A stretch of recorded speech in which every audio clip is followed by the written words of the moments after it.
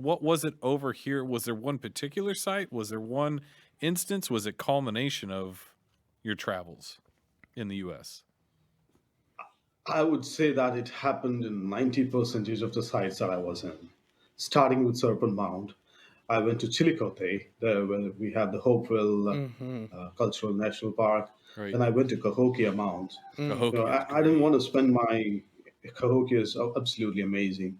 So I particularly did not want to spend my time going to these fancy places. So I convinced my family to come to these boring places instead, which is not boring for me. So yeah, they hopped on to the car and came along with me for a long ride, and just climbed the mountain or the mountains with me. They, they had fun too, but I had totally a different perspective towards these things, and that experience. It was really good. I never expected this experience from the US. Yeah. I wasn't ready for that either. Well, but And that's I the wasn't. perfect moment. That's the perfect moment. You're not looking for it, and you get sucker punched by it. You're like, what? Where did that come from? Right. You're exactly right. When I talk to some people who kind of guide me in this matter, they told me that this is supposed to happen to you. They were equally surprised because it happened on another land, not in India. So this was supposed to happen in a temple in India, but it happened in a historical site in the US. So, but the incident was not a surprise at all for people who are guiding me here. This experience that you had, Bob, Yeah. you are gifted to get that experience, because Yep. not a lot of people have that experience. That is the problem with the people who come from countries like the US and other countries in the Europe. They have that in them. They are ready for that, but they don't know what to do with that. Right. It's like you have a sword in your hand and you don't know what to do with that. Right. And you need somebody to teach you how to handle that sword. Yeah. So you can become a good swordsman. So that's a really good experience that you had. So it's like a rope. Once you catch that frequency in which your mind can vibrate and resonate to that frequency that it's emitting, that's where you start your journey from. And I would say you're still distracted from what you're supposed to be doing. So if you go back to that frequency and tap more into that, just like how a receiver will work, and Right. a frequency modulation receiver would work, trying to gain another frequency and play music for you. Right. Just like that, you tap into that and you keep into that frequency, Tune back you would in. start playing more music. Yeah. Exactly. Yeah. So, but you got time, but we all have family. We have different goals in our life. Yeah. So I'm not going to ask you to just come become a sage in India, no. But Yeah. you realize love that to. frequency. I You would realize love that, to. right?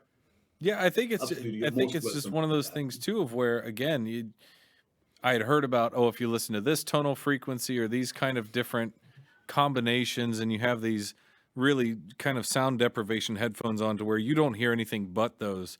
It was weird when the certain frequencies would hit, you would feel it in different places hit. Chakras. Right. And that's when it really started getting stranger. But then it was kind of this goes back to that CIA report thing I gave to somebody else.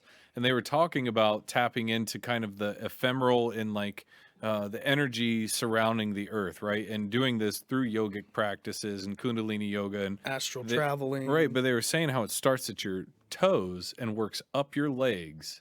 And I was like, that's when I started freaking out, because I was like, it sounded like somebody was writing my experience, because that's exactly how it works. It starts at the tips of your toes, and it starts going up your body. And as you tune in more and more to it, it starts coursing through you. Vijay's a Kundalini yogi, man. He'll tell you all about that. It's so wild. It's the most wild.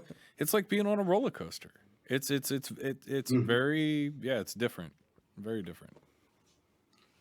So this frequency that you match to. So we didn't have headphones like 200 or 300 years ago, or many thousand years ago. So imagine you yourself experimenting with these vibrations just by using sounds of your mouth. It's more of an internal thing when you make that sound yourself. So Okay. you will feel the vibration from the top to bottom through your vocal cord, Right. and that's totally another different experience. Now you know you have a sample of what the experience would be like. So it's for you to now experiment, and we use the sound Om. Right. Om is like, I would say, in sound codes, it's like 0 and 1. It's like the Big Bang sound. So Okay. this is 0, and the blast is 1. So this has no value. When the moment it blasts, it has a value. It's 1. So it's O and M, or two sounds put into one. This sound is the frequency that is in every, not just living things, but everything on the planet. It's in the earth. Everything vibrates. Yeah. It's in the It's in the earth. whole universe. Yeah. Well, there's a It's in frequency the to whole the universe. vibration of the earth as we're turning that is coming up through that core that I used to watch a tracker on that would say what the different frequency of the earth was every day and like the abnormalities and, you know, looking at those abnormal days and comparing what happened today in the planet. How strange was society? You know, did that send a shift throughout the planet in a certain way? Because it vibrates at the same frequency that a car or a fan does, which most people remember falling asleep as a kid in a That's why car, my kids fall asleep in the fall car. asleep to a fan, Yeah. because that's the same Little. frequency as the Earth's internal ohm that it creates. You can Google it and find the tracker, and you can listen to it actually as well. But you're exactly right. Ancient VJ. Indians knew that shit before scientific instrumentation. Right. It's always vibrating up to us. We're always feeling this vibration, right? But what are you able to tap into that? Can you feel that level of energy, or is that something that we just inherently don't understand that is always happening to where it's just kind of secondary and in the background? Just not tuned into it. So we are like, let me throw some science into this. Sure. So we are like a fish in a bowl, Okay. and we think that the bowl is the whole world. It's like it's a human perspective. We think that we are the center of this whole universe. Right. When you come out of this, if you look at the solar system, the sun takes 90% of the solar system. The rest of the things, the planets, the asteroid belt, everything else, it's only 10% of it. Right. The solar system is not what you see. It's not just the 9 planets. There is a bigger sphere for the whole sun. The gravitation of the sun extends beyond that.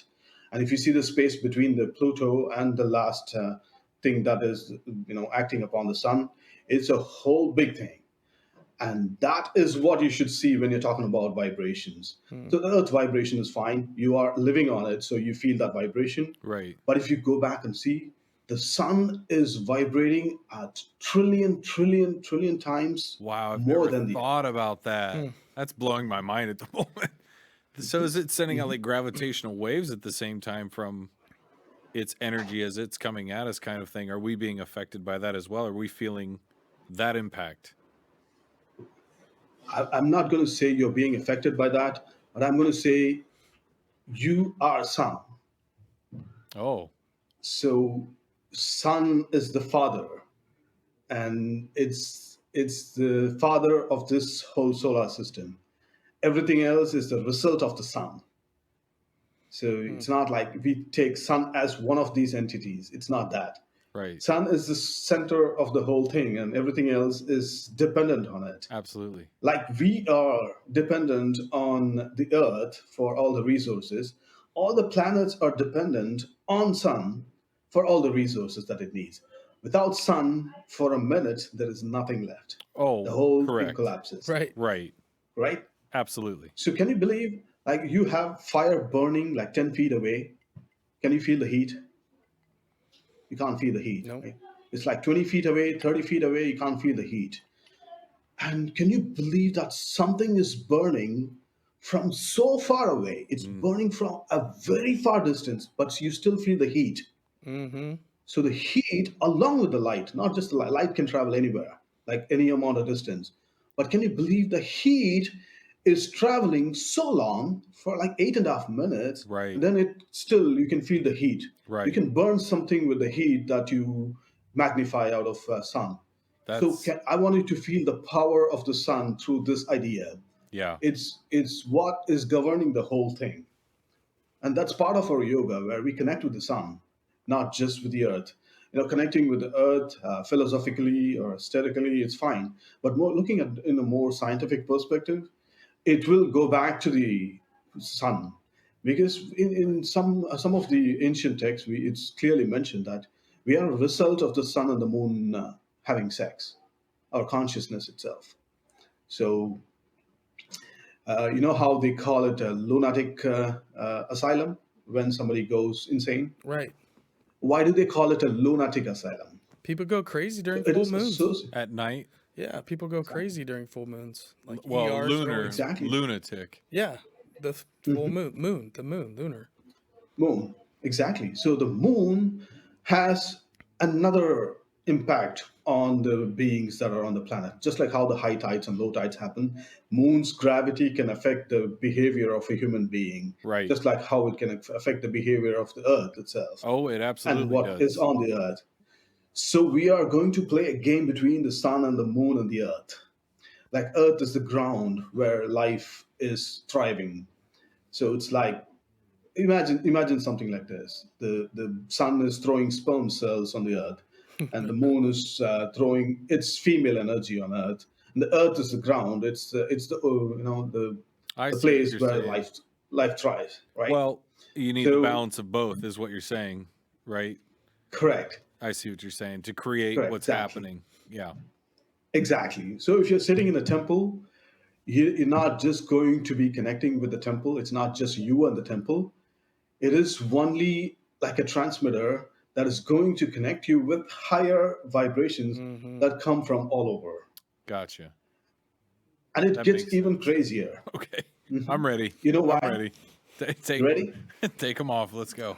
Yes. So imagine the sun as the nucleus of an atom. Okay. You know how an atom works, right? It Yep. has nucleus, it has proton, it has electron. Mm-hmm. It's positively charged, negatively charged, and it's neutrally charged. That's how it works, right? So imagine the same of the solar system. The sun is the nucleus, and all the planets that are revolving. And it's atoms are not just restricted to having one proton, one electron. There could be multiple of them, Right, right? right. So imagine this is what it is. So this we are sitting on a proton, a positively charged particle that goes around the nucleus, right? And there are the rest of the things that goes around the sun. And this atom is only a part of a bigger thing, of a bigger entity. Yeah. So there are other things, and Sure. all of these are connected. So one atom is connected with another atom, and that's how this force between these atoms form a solid. You understand what I'm saying? Right. So you are sitting here now. You connected with the nucleus. Now you are ready to connect with other nucleuses. Right. Now your whole consciousness expands. Now you find that you are a part of a bigger system. Mm. Right. So I'm going to give you a perspective about this. There is a cell in your body. Okay, there is a cell inside your body. This cell doesn't know that there is Bub. Right. It is inside of Bub. It doesn't. Right. Right? It would never know that it's inside of Bub. Yeah. Be like, sorry, It I will don't know always him. think that, Yeah. right? I don't know who that But is. still, right? But it still provides all the things that you need. Right. It does its duty in Right. this whole big system. Right? It would never know. What if the cell knows that it is a part of your system, a human body, and that human body is Bob? So you become God for that cell, Fair enough. right? Yeah. That's deep. Right? That's deep. So, right? So imagine yourself as this cell who is trying to attain a consciousness where it is a part of a bigger system, and then a bigger system, and then a Right. bigger system. Right. That's what Buddhists say. There's veils of knowledge. Well, that So Fibonacci, one as veil it, goes up, there's another. yeah, Right. keeps expanding out, It keeps and going. multiplying on itself. Exactly. Yeah. Sacred numbers. That's why it's called a Right. journey, right? Well, right. It's a journey. It never stops. So you start the journey, it's never going to end. There's no end for soul. Just keep coming back to this planet or somewhere else. You just keep experiencing the whole thing again and again. So this is the perspective I want people to have when they're exploring spirituality. So it's not like you have a destination, you go there and you become God. No, that's not how it works. It's a journey, and it's going to be a mind-blowing journey, just like how the baby feels when it comes out and like looks at everything. That's a great, It's confused great for the first analogy. 3 months. Oh Right. yeah. That's a great analogy.